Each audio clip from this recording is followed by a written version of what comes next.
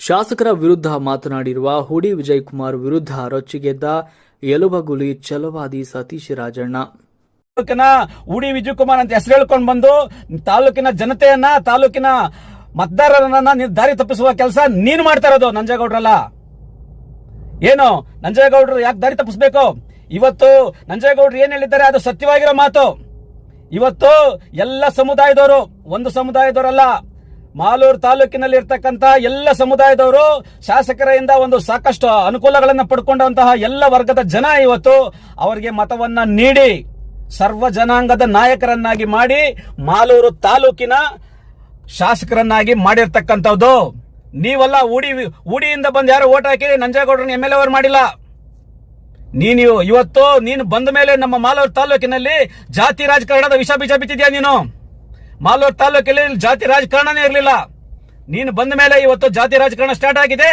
ಅದರ ಒಂದು ಏನ್ ಹೇಳ್ತಾ ಇದ್ರೆ ಅದರ ಒಂದು ಬಲಿ ಪಶು ನೀನ್ ಆಗ್ತೀಯ ಮುಂದಿನ ಚುನಾವಣೆಯಲ್ಲಿ. ಈ ಚುನಾವಣೆಯಲ್ಲ, ನೀನು ಮಾಡ್ತಾ ಇರೋ ಈ ಕುತಂತ್ರ ಕೆಲಸಗಳಿಂದ ಎಲ್ಲ ಸಮುದಾಯದ ಜನ, ಎಲ್ಲ ಸ್ವಾಭಿಮಾನಿಗಳು, ಮಾಲೂರು ತಾಲೂಕಿನ ಸ್ವಾಭಿಮಾನಿಗಳು ಇವತ್ತು ಒಗ್ಗಟ್ಟನ್ನ ಪ್ರದರ್ಶನ ಮಾಡಿ ಈ ಚುನಾವಣೆನಲ್ಲ, ಮುಂದಿನ ಚುನಾವಣೆಯಲ್ಲೂ ಕೂಡ ಶಾಸಕ ನಂಜೇಗೌಡರು ಗೆಲ್ಲೋದ್ರಲ್ಲಿ ಅನುಮಾನನೇ ಬೇಡ ನಿನಗೆ.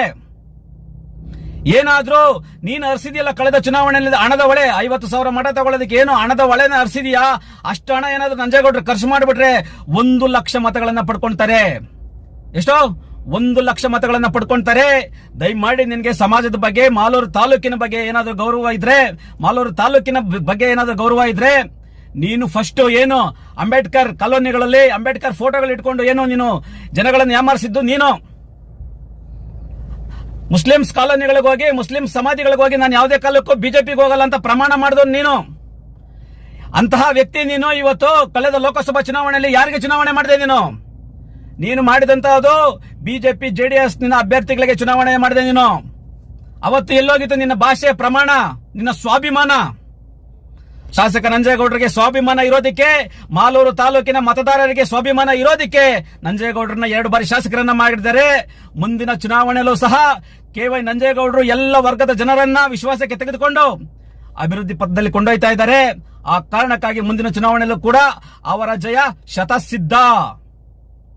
ಇದನ್ನ ಬಿಟ್ಟು ನೀನು ಬಾಯಿಗೆ ಬಂದಂತೆ ಫೇಸ್ಬುಕ್ ಲೈವ್ ವಿಡಿಯೋಗಳನ್ನ ಮಾಡಾಕಿದ್ರೆ ಇದಕ್ಕಿಂತ ಹೆಚ್ಚಿನ ವಿಡಿಯೋಗಳನ್ನ ನಮ್ಮ ಮಾಲೂರು ತಾಲೂಕಿನಾದ್ಯಂತ ಎಲ್ಲ ಕಾರ್ಯಕರ್ತರು, ಮುಖಂಡರು ನಾವು ಇದಕ್ಕೆ ತಕ್ಕದಾದ ಉತ್ತರವನ್ನ ನಿನಗೆ ಕೊಡ್ತೀರಿ. ನಮ್ಮ ಶಾಸಕರು ಇದಕ್ಕೆ ಉತ್ತರಿಸಬೇಕಾಗಿದ್ದ ಅವಶ್ಯಕತೆ ಇಲ್ಲ. ನೀನು ಹೇಳಿದ ತಕ್ಷಣ ರಾಜೀನಾಮೆ ಕೊಡೋದಕ್ಕೆ ಅದೇನು ನಿಮ್ಮ